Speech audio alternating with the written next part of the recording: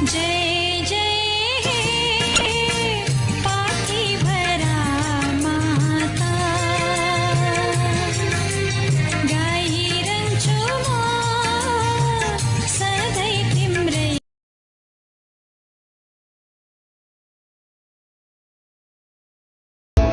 शत्रुहरूसँग त म आफै लड्नेछु भगवान्, तिमी बस मलाई मेरो आफ्नाहरूबाट बचाइदिनु।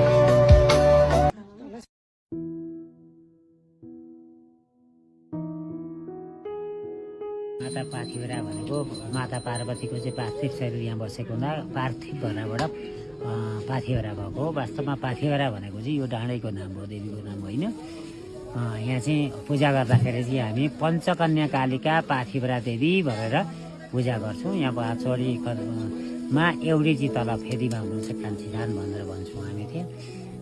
शक्तिका देवी भनेर त्यहाँ पूजा गरिन्छ। उँभो आउनलाई शक्ति मागेर आइन्छ। अब यो कहिलेदेखि सुरु भएको भने चाहिँ अब केही किंवदन्ती छ अरे। माता पार्वतीले शिवजीलाई यहाँ तपस्या गरेको ठाउँ। माता पार्वतीलाई चाहिँ शिव र पार्वतीको मिलन भइसकेपछि कुमार जन्मिन्छन्। कुमारको हातबाट चाहिँ तिम्रो मृत्यु हुन्छ भनेर जुन ब्रह्माजीले तारकासुरलाई श्राप दिएको थियो, त्यही श्राप अनुसारले माताले यहाँ बसेको बेला चाहिँ भौमासुरले आएर चाहिँ भगवतीको ध्यान भङ्ग गर्न खोज्दाखेरि माताजी झसङ्ग हुनुभयो। आफ्नै शरीरबाट पाँचवटी कन्याको रूपमा उत्पत्ति गरेर भौमासुर त अब यहाँ आउन सकेन माताजीको। अनि त्यस पछाडि माता पार्वती त शिवजीले दर्शन दिएपछि जानुभयो। तिनै पञ्चकन्याको चाहिँ यहाँ बास छ। त्यही भएर पञ्चकन्या कालिका पार्थिवरा देवी भनेर भनिन्छ। पार्थिवरा भनेको यो डाँडैको नाम हो, देवीको नाम होइन।